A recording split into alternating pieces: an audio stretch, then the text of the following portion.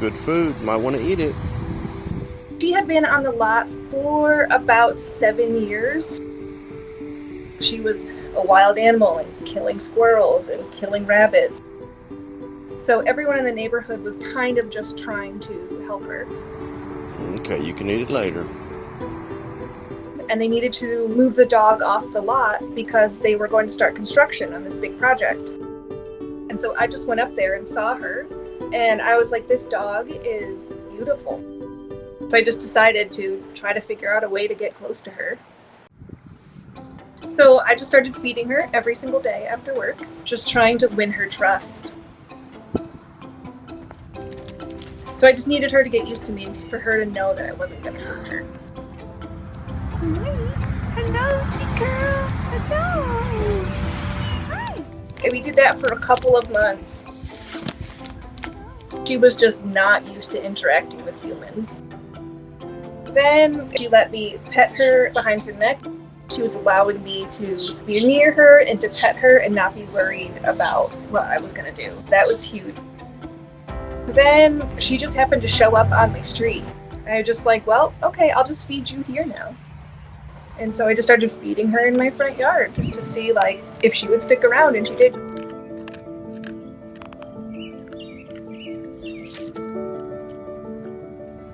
When I would leave for work in the morning, Molly would sit at the end of my driveway and kind of guard the house all day.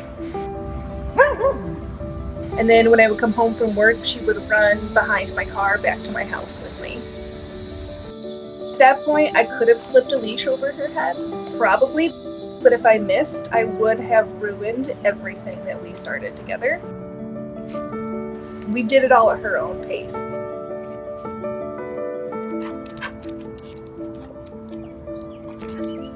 And then eventually got to the point where, all right, if you want to eat this high value dog food and hot dogs, you have to come inside the backyard. And then one day I just slammed the gate closed and both of us looked at each other like, oh my God, what do we do now?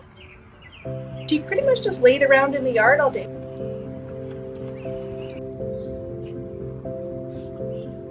And some nights I slept with the back door open so that she could just come in and kind of like see what we were doing inside. She was not ready to live inside, and so I wasn't going to push her.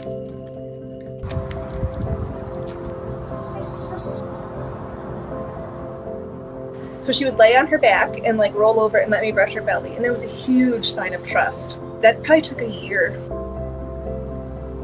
I gave her a dog bed. I came home from work and she had shredded it. She would flip the pieces around and kick them around and just play in it. So there was the Pulse nightclub shooting. I was watching the news. It was like 100 degrees. I was just like, I'm not doing this anymore. Like, I'm putting my foot down. Today is the day.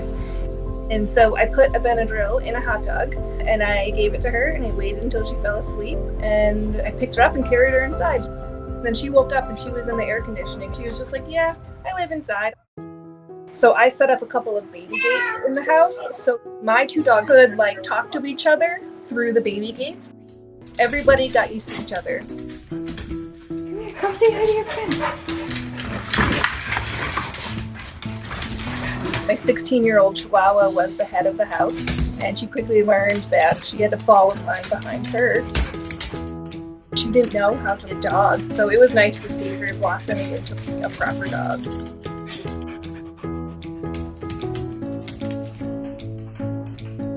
I learned that she can dance from my dog Bronco. So he would play bow in front of her, and she eventually started doing it too. She started doing it in the morning when she wanted breakfast. She acclimated to the house very well. She's amazing. She's incredibly protective of me. So much of my time and energy went into taking care of her and making sure that she was okay, that we have a very special bond. If I put my arm down and she wants attention, that's what she does.